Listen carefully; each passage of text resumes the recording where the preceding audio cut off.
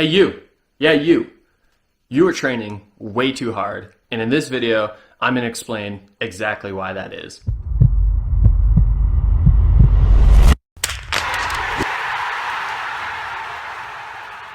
I'm going to try to use science to explain why people are always training way too hard. So let me start by explaining a little common sense to you. So let's take a moment to think about what's happening in our bodies.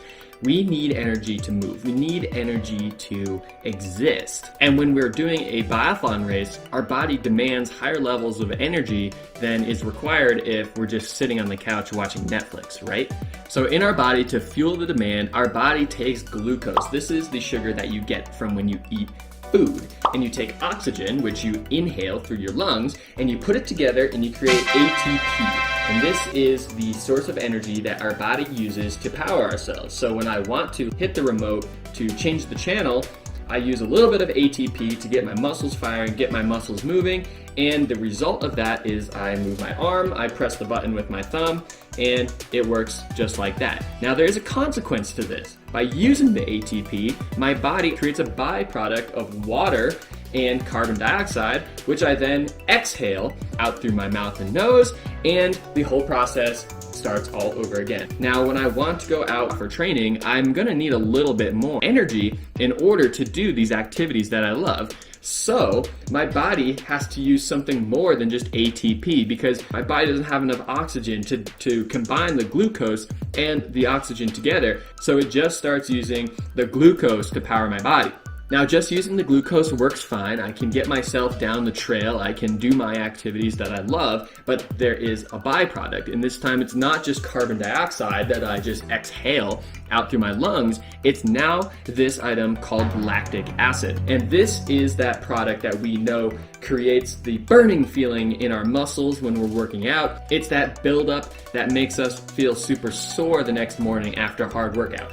So as more energy is demanded, our bodies start looking for energy from other sources. So let's put this in perspective. When I'm sitting at home on the couch watching Netflix, my body's producing approximately 1 millimole per liter of lactic acid in my blood.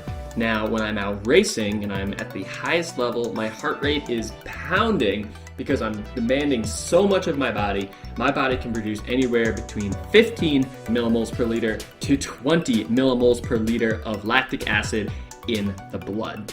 And that right there is the brief scientific explanation for the common sense idea that as you go harder, you start to get more tired. So basically what training zones are there different heart rate levels that we use to train, because at these different heart rate levels, our body is producing different levels of lactic acid. And there have been a lot of scientific studies that have really dove deep into how much you should be training at different levels, how much you should be doing at different levels, what you should be doing at different levels, when you should be at different levels. Now, it doesn't make sense for us to train all the time in level 5 because our bodies will be producing a lot of lactic acid, and over time our bodies are just going to become so tired that we're just not going to be able to perform. We're not going to be able to get back to that level of going that hard because we're just so exhausted all the time. So level 1 is the area that we're going to spend most of our time in. This is where we are going super easy. We're not producing that much lactic acid, but we are getting the benefits of getting out and training. Now, this concept might seem backwards. If we're trying to become faster at racing and we want to go faster, why are we supposed to be going easier? At level 1, you can do a lot, and the science has shown that that is where you're supposed to be doing most of your workout anyway. And when I say most, I mean almost all. 90% of our training should be in level 1.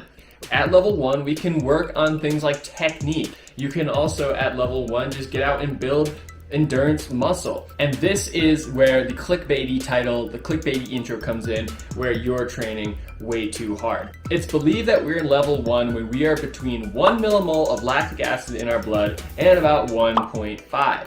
When we are in this level, this is what level 1 should be. For some people, this might be 100 beats per minute for heart rate. For other people, this could be 120. It's all dependent on the individual. But what is consistent, and what I have found to be consistent as a coach, when I take blood samples from my athletes and I find them at these heart rate levels, I ask them, what is your perceived effort? Most of the time, my athletes will give me a perceived effort of about 2 to 3, maybe 4 on a scale of 1 to 10. Pretty easy, right? Well, guess what? The blood sample is literally showing us that you are in L1, but you're telling me that this is really easy, this is almost too easy. I ask most of my athletes, when you're training on a scale of 1 to 10, what should your level 1 feel like? And most of them say about 4 to 5.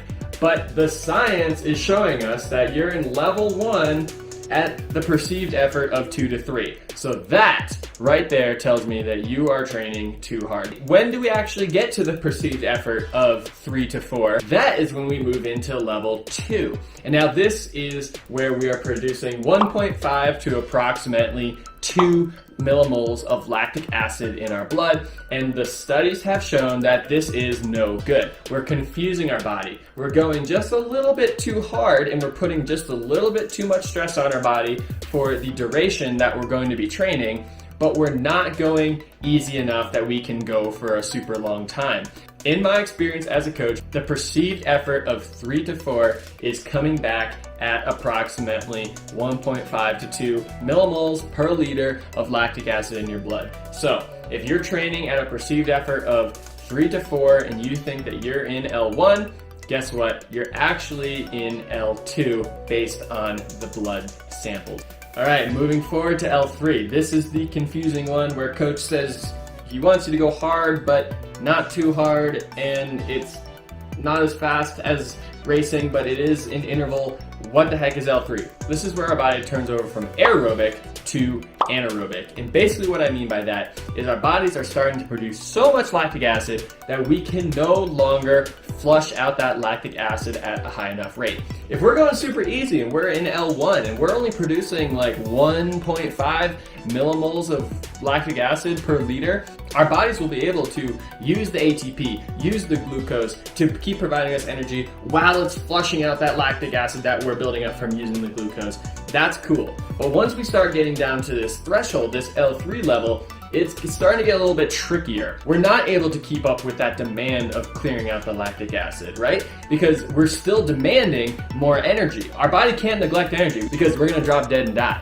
So our body has to focus on the demand of energy and keep producing energy, and it's gonna keep using that glucose and that ATP and keep creating lactic acid while the store of lactic acid starts building up. The threshold level, which is approximately 4 millimoles per liter in our blood, which has been found to be consistent across many athletes, many countries, many studies, that level is what we call our threshold level. So by training right at that level where we're just on the brink of not being able to clear out that lactic acid, you can teach your body to be extremely efficient. Now let's go back to that perceived effort idea that I mentioned before. I say, athlete, we're doing L3 today. I want you to try to stay in L3. What's your perceived effort? Well, it's about 5 to 6, because it's L3. I'm not supposed to be going all out, right? I'm like, okay, let's take a lactic acid reading. Boom, prick, test. They're pushing the 5 to 7 lactic acid reading, well above that 4.0 threshold. So the moral of the story is L3 is easier than you think. And this is the most important thing that I can express to you in this video. L1 and L3 are not about speed. It's all about time. It's more important that you're able to get 60 quality minutes of L3 or like a 2-hour workout in L1. It's more important that you're able to hit your time than it is for you to go fast. If your goal for the day is to do 60 minutes of L3 and you have to bail after 45 minutes because you're feeling tired, you're feeling fatigued because you're going too hard, you just failed the workout. You blew right past it and now your body is focusing on something completely different. You absolutely need to be going easier than you think. All right, everybody, I really hope you enjoyed this video. I'm probably gonna be coming out with some other videos about this topic because it's so dang important. This is the #1 area that I see people messing up. Shooting is great and all, but we know that to be a good biathlete, you need to be a fast skier. There's no way around that. If you learned something today, hit the like button down below. If you haven't already, hit the subscribe button. And until next time, we'll see ya.